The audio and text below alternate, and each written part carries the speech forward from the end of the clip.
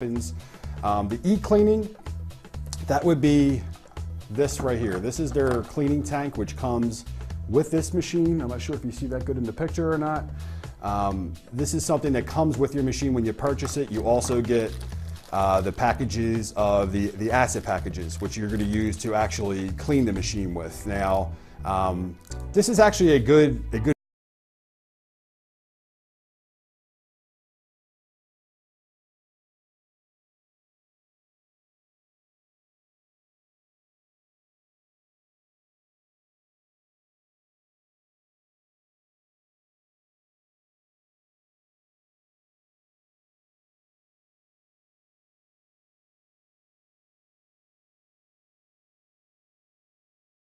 They introduced these cleaning packets that you got to use 2 of these.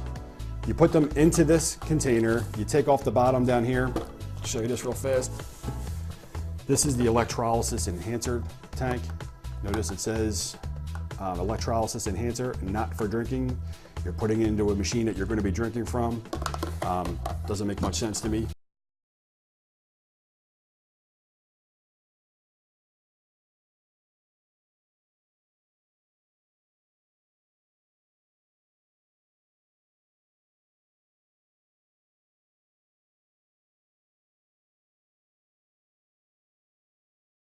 Also on the bottle of electrolysis enhancer, it also says not for drinking.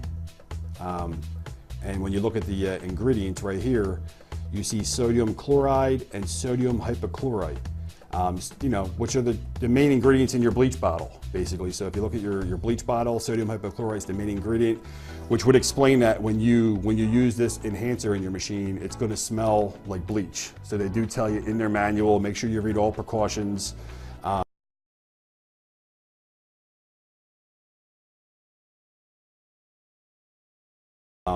That when you're using this, be in a well-ventilated area. So anyway, also getting back to the acid packs that you put in to clean your machine.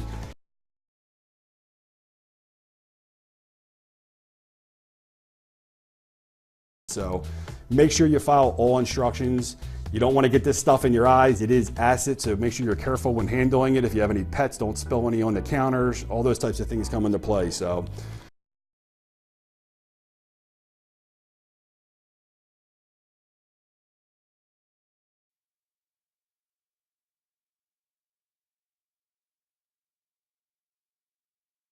Hi, I'm Gabe Johansson with Live Nutritious Fitness, and today I'm here with research analyst for Diabetes Support Services, Nate Darnell. Welcome, Nate. Gabe, it's a pleasure. Thanks for being here. Nate, we've cleaned fruits and vegetables. You've showed us how to disinfect our huevos, and I'm wondering, can you use electrolytic water to actually clean your kitchen and your It's perfect for that. Utensils and stuff like that? Perfect, yeah, because it's 100% biodegradable. It's non-toxic. It's dirt cheap to make. 80 to 120 times more powerful than straight bleach. We need to make it on a regular basis. It doesn't have the shelf life of something like bleach. Right. But it's perfect. So in like a regular commercial kitchen, you always have to keep solutions that are like, they use a bleach kind of dilute bleach formulation that you're always supposed to have a bucket on hand or supposed to have a sink full of it. This is very, very similar to that. So this is what I recommend for every residential kitchen. Every morning I make a batch of this. This is nothing more than basically electrolytic sodium hypochlorite. We often call it just disinfecting water. It's got a little bit of chlorine in it. It's acidic, so it kills bacteria, fungi, E. coli, salmonella, MRSA, listeria, all the bad guys. Okay. So, and again, it's non-toxic. They actually use the same solution in Japanese hospitals. This is what surgeons and physicians use to disinfect their hands on a routine basis. Wow. Instead of like alcohol-based, those like jellies that you get, antibacterial jellies. So they just use this, and it's great just to keep it on the counter. Of course, if it's an open-air container, you should probably make it, regenerate it regularly. So Nate, how long can this water sit out before you need to replace it or replenish it? It's a really good question. And so if it's open air, you're going to lose some of the efficacy, and some of it's going to evaporate a little bit. And if you're putting your hands in it all day long, I do it every single day. Okay. If you got a really dirty family, you might need to do it a couple of times a day. Okay. But I mean, that's a really good point though, because some kids, kids are kids and they stick their hands all kinds of places and they go and touch stuff, all kinds of stuff. So probably if you got kids, do it 2 to 3 times a day. And again, it's dirt cheap, right? I mean, it doesn't cost much to make. So you just make a new batch and put it on the counter. Even spray the kid down. I mean, hose them down. That's right. That's exactly right. All right. So, sounds good. Right. But then with this container too, I mean, if it's sealed, it's closed, probably, you can make it every couple of days. It should last for about 2 weeks. If it's refrigerated, it might last a month. Sure. But if it's cheap to make. But if you're using it, you're going to probably go through the bottle anyway. That's right. Just once the bottle's done, replenish it. That's exactly right. Okay. Again, you can just keep this on the corner of the sink. You can dip a rag in it. Okay. And then if you just need to wipe down the counter, you can do so like that. Come back, let it sit for about 10, 15, 30 seconds. Then just wipe it right down. Okay. Okay. Basic disinfection. The same thing. Pass me a cutting board. All kinds of nasties end up on the cutting board. I actually like wood myself. What they've determined is that the wood, even though it's technically dead, still has some type of like antibacterial component to it, which plastic cutting boards don't.